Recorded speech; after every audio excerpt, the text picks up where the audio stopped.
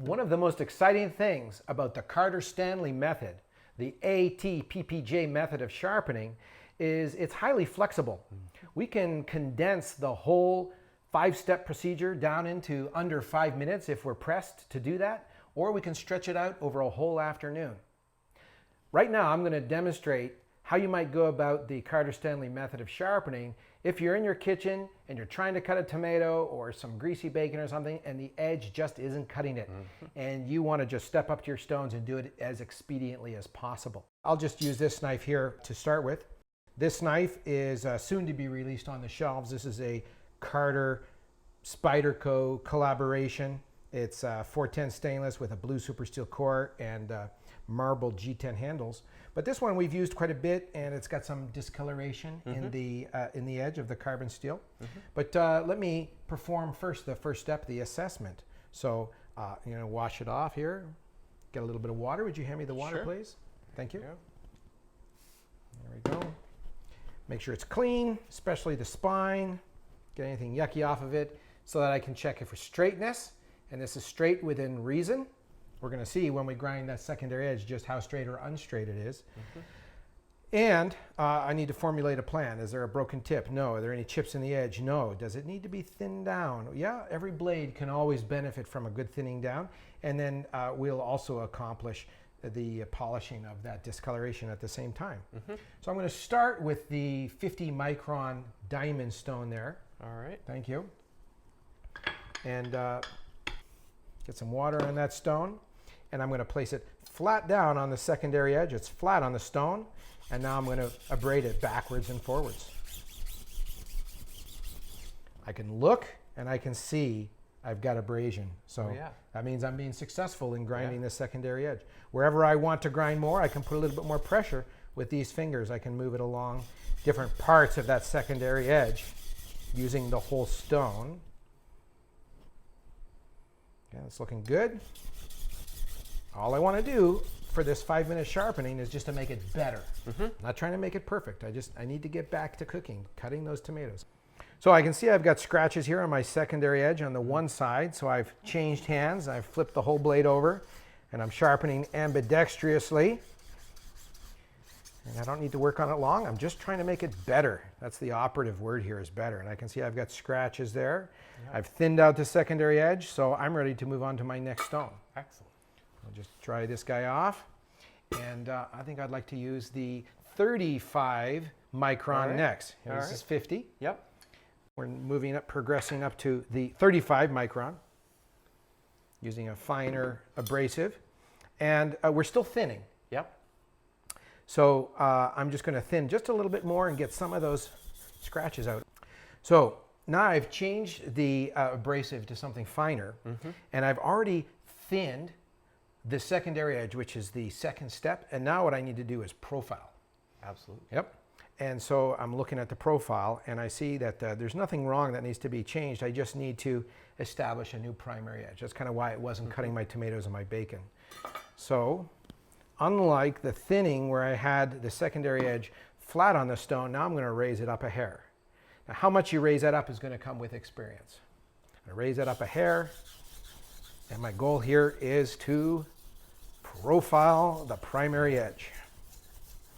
I really like how you're keeping your hand up, pinky finger there, out of the way. Well, yeah, especially as that edge gets sharp. I definitely don't want it anywhere near the business end of this knife. Absolutely. So I'm trying to use the whole stone.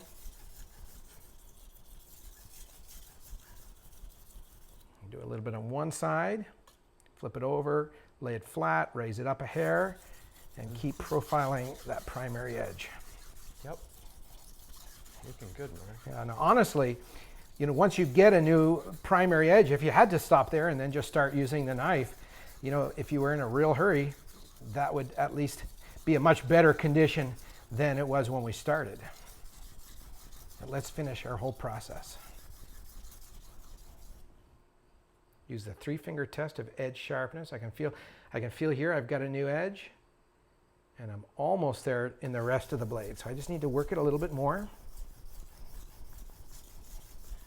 And you're just feeling to see if you've sharpened all the way out to the edge? Yeah, and what I'm feeling for is that the slick sensation of the dull primary edge transforms into kind of a sticky, grabby, toothy feeling. And wherever I feel that toothy feeling, then I know that that part has been reprofiled and it has a new burr and it has consequently a new primary edge.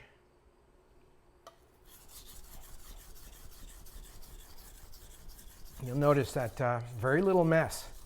I'm sharpening here on the second stone. Yeah, everything's contained inside the sharpening pond. So all that was cut, and here we go. Okay, now I can really feel all along the whole primary edge. I've reprofiled it, and I've established a burr. I can feel that with my 3 fingers of edge testing. So I'm ready for the next grit of stone. So let's go up to the 15 micron stone. All right. So now I've assessed the condition of the blade. Yep. And I have thinned the blade and I've reprofiled it. I've done the profiling. The next is to polish it. I'm going to polish out some of those rough scratches here with one of these stones. And then I'm going to polish that primary edge. Sure. I'm not going to take much time to do it either because those tomatoes are waiting for me. I'm getting hungry hearing about it. Yeah. So this is flat on that secondary edge. Now flip it over and do the other side. Now for this expedient technique, you can experiment with your progression of stones, but really in concept you just need a rough stone and a fine stone. Yeah. And anything that you want to throw in there between is basically just an added bonus. But we have now polished some of those deeper scratches out that the diamonds left. Yeah. And now I'm going to polish the primary edge. Using basically the same technique that I did when I was reprofiling. I'm just refining, kind of trying to transform that burr into something that feels a little bit more like a foil. Ah, real thin metal. Yeah, really thin. Yeah, that when I joint it, it's going to come right off. Okay, no, that's great.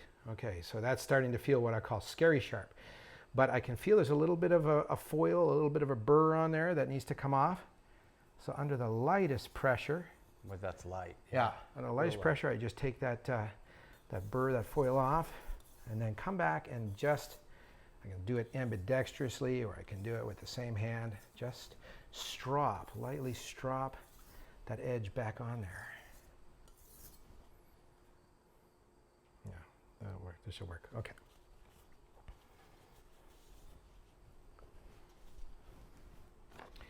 Okay, Hap. Well, we had a blade there about 5 minutes ago that wouldn't cut through a tomato. Just squished them. It would just squish them, that's right. And we had checked that with the 3-finger test of edge sharpness, and it was really dull. And in under 5 minutes, we've thinned the blade, and we've polished it, and we've established a new profile, and there we go, yeah. And cut that paper. Cut that paper all day long, which means it's going to cut the tomatoes and everything else in your kitchen. So this is the expedient application of always thank polite people in Japan.